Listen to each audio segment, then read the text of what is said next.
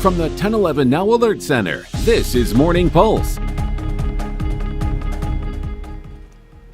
Good morning. This is Craig Allison with your Morning Pulse for Monday, February 2nd. Happy February. Happy Black History Month. Now, before we get into our headlines for this morning, question of the day, our first one of the month. 1/3 of car owners say they do not know how to do this. What is it?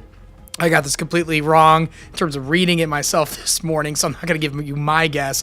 But the answer was put air in the tires. I'm sorry, but if you don't know how to do this, you need to talk to a parent, talk to somebody, get some help. This is a very important skill to have, especially with our changing conditions all the time here in Nebraska and Lincoln. That being said, if you want to participate in our question of the day, be sure to head over to our 1011 Facebook page, put in your guess so we read off some of your guesses and the answer during 1011 this morning. But that being said, let's jump into our local headlines for this morning.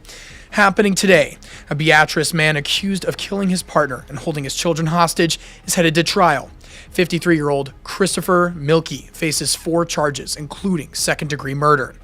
Investigators say he killed 52-year-old Tammy Leslie at their Beatrice home back in September of 2024. According to court documents, Milkey's 19-year-old daughter was able to call police once he fell asleep. Now, after he took her and his son's phones and sealed the exits to stop them from leaving. His trial is set for 11 a.m. this morning, and we'll be sure to keep you updated with what happens on our 1011 Now News app. Second story for this morning, Lincoln police are asking for the public's help after they believe one of their own may have been hit by a car following the Nebraska men's basketball game yesterday evening. LPD says an officer was directing traffic around 8th and M Streets just before 6 p.m. The officer was seen on the ground, and LPD believes she could have been hit by a car. And we're going to zoom in here right on the location of where that incident occurred. The officer was taken to the hospital to be evaluated for multiple injuries, but she could not remember what happened. So again, police are asking anyone with information to call the number that you see right there on the top of your screen.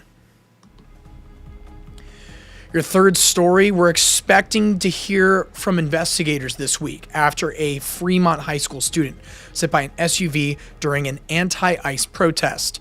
Video from the protest last week shows the driver of the red SUV now outside of his parked vehicle in the middle of the street. You can see it right there. Now, we don't know why he got out, but he then gets back in and 7 seconds pass and then does this before hitting that female high school student in the vehicle in the street there from that video. Now, Nebraska Congressman Mike Flood called the incident tragic. I am so glad that young lady, it sounds like she's on a good road to recovery. Fremont's going to get through this. We're going to move forward, and we'll let the legal process play out as it will. Fremont police say they have identified the driver of the vehicle and are reviewing video among other evidence before deciding whether there are any charges in this case. So be sure to stick with us at 1011 Now as we work to learn more updates on this. Your fourth story for this morning, during Governor Pillen's State of the State address, he announced the proposed budget to members of the legislature. He says special education costs have grown by $80 million in the last couple of years, and it must be addressed. The president of the state's Education Association says the proposed budget will be tough for many families, though, if approved. Why are we bringing this up right now? Well, the first hearing for the budget is slated for today, though a final decision could take several weeks. So be sure to stick with us in our Capitol coverage as we follow that as well. And we've been dreading this news, but here it is for you this morning. Nebraska basketball returning to Lincoln yesterday, taking on the 9th-ranked Fighting Illini for the first ever top 10 matchup at Pinnacle Bank Arena. Last time these two teams met, it came down to a game-winning shot from Jamarcus Lawrence on the road. The Huskers hope to repeat history yesterday. Rick Mast and Braden Frager back in the lineup after they were each out in the game against Michigan.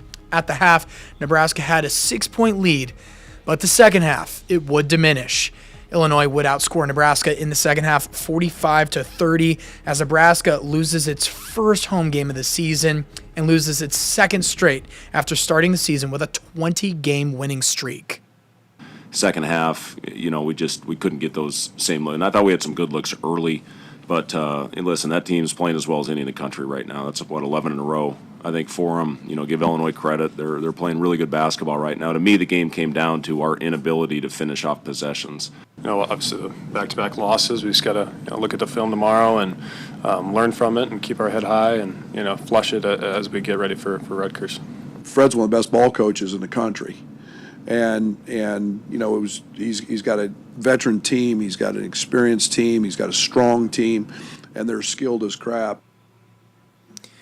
Actually, I heard from a lot more coaches and players there. Grabbed the wrong video sound there for the interview, but you just heard from two coaches as well as one of the players. But that being said, still just a tough battle in the top 10 there at PBA. Still an awesome historic moment for the Huskers. Next up, though, the Huskers head to New Jersey on Saturday to face off against Rutgers. And wrapping things up with your final story, Matt Talbot Kitchen and Outreach here in Lincoln works year-round to provide services, food, and shelter to the city's homeless and unsheltered community. Last night, they looked to raise funds at their Shine the Light Walk. More than 100 people trekked half a mile in the cold along an illuminated path at Antelope Park. The event meant to raise awareness for the challenges faced by those experiencing unsheltered homelessness during the winter. The path, marked and lit by lights and signs displaying 3 different stories of people who the outreach has helped. A gentleman that came here specifically to work, brought his family here. He thought everything was set up, and then something happened with the housing, and so they ended up living in their car. An elderly woman whose husband passed away, and so she could no longer afford the mortgage. These are hard journeys, but I think that we're all here in Lincoln to help, and I think that that's what we really want to bring awareness to, is that it's hard for people to get back on their feet, but it's possible, and we can all do this if we work together. The event also raising money through registration fees and donations for Matt Talbot to continue providing their services to those who need them. That's going to be your morning pulse for this Monday morning, our 1st of February. But before we throw things over to Brandon Rector with more on the weather, here is your 7-day forecast. Good Monday morning on this Groundhog Day. I'm meteorologist Brandon Rector from the 1011 Severe Weather Center. We are going to be mostly cloudy for the majority of today. There could be some areas of fog around this morning, so be aware of that reduced visibility. There may also be some slick spots around this morning. Be aware of that as well. Winds will be variable today at around 5 to 15 miles per hour. It's going to remain mostly cloudy, if not cloudy for many of us, as we make our way into tonight. Temperatures at noon in the mid-30s to mid-50s across the state. By 4, it's upper 30s to mid-50s, and at 8 this evening, upper 20s to around 40. In Lincoln, for today, we are going to warm up into the low 40s this afternoon. Cooler than what we had on Sunday, but still above average for early February. From the 1011 Now Alert Center, this is Morning Pulse.